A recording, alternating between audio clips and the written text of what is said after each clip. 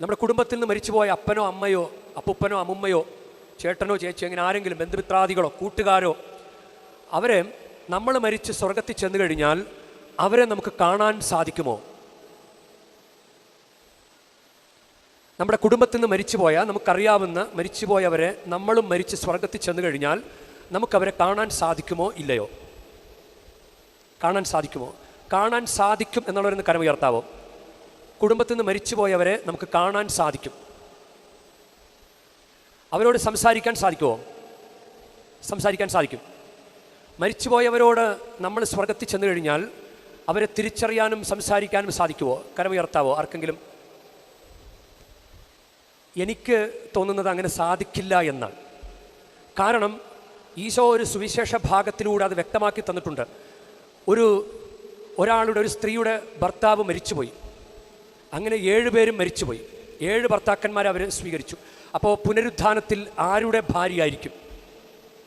അപ്പോൾ വിശുദ്ധ ഗ്രന്ഥം പറയുന്നത് അവിടെ വിവാഹം കഴിക്കലോ മറ്റൊന്നുമില്ല, അവിടെ ദൈവദൂതന്മാർക്ക് തുല്യരായിരിക്കും.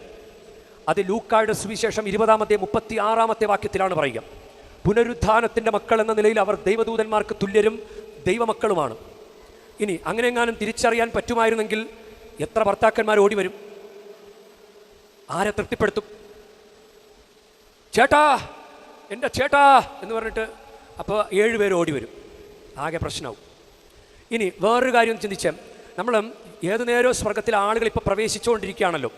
ഏതു നേരവും മരണം ഇല്ലേ? എത്ര സ്ഥലത്ത് ലോകം മുഴുവൻ മരണം, ഇപ്പം മരണം നടന്നുകൊണ്ടിരിക്കുകയായിരിക്കും. അപ്പം മരിച്ചവർ ഉടനെ തന്നെ അവർ പ്രതിഫലം വാങ്ങി സ്വർഗത്തിലേക്ക് പ്രവേശിക്കുകയാണെങ്കിൽ സ്വർഗത്തിൽ നിരന്തരം പ്രവേശനമാണ്, നിരന്തരം പ്രവേശനം.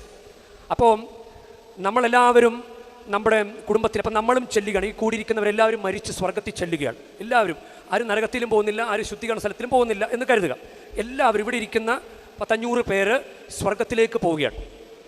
അപ്പോൾ സ്വർഗത്തിൽ ചെല്ലുമ്പോൾ നിങ്ങളുടെ കുടുംബത്തിലുള്ള എല്ലാവരെയും നമ്മളെല്ലാവരും കാണുന്നു. നമ്മൾ അപ്പുപ്പാ, അമ്മുമ്മ, ചേട്ടാ, ചേച്ചി, അമ്മേ, ആൻറ്റി, കൊച്ചേ, മോനെ, മോളെ എന്ന് പറഞ്ഞ് എല്ലാവരും അങ്ങോട്ടും ഇങ്ങോട്ടും കണ്ടുമുട്ടാനും സംസാരിക്കാനും ഭയങ്കര ബഹളമായിരിക്കും സ്വർഗത്തിൽ ഇല്ലേ?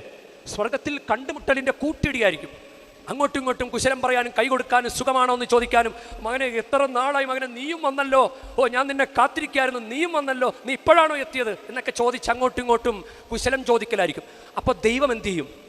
ഏതു നേരം ആളുകൾ സ്വർഗത്തിൽ ചെല്ലുന്നു, പുതിയ പുതിയ പ്രവേശനങ്ങൾ, ആളുകൾ അങ്ങോട്ടും ഇങ്ങോട്ടും സംസാരിച്ചുകൊണ്ടിരിക്കുന്നു. അപ്പോൾ ദൈവം ഇങ്ങനെ വെറുതെ നോക്കിക്കൊണ്ടിരിക്കേണ്ടി വരും. ദൈവം അത് സമ്മതിക്കല. കാരണം ബൈബിളിൽ പറയുന്നുണ്ട് അസഹിഷ്ണുവായ ദൈവമാണ്. എന്ന് വെച്ച് കഴിഞ്ഞാൽ ഞാൻ മാത്രമാണ് ദൈവം.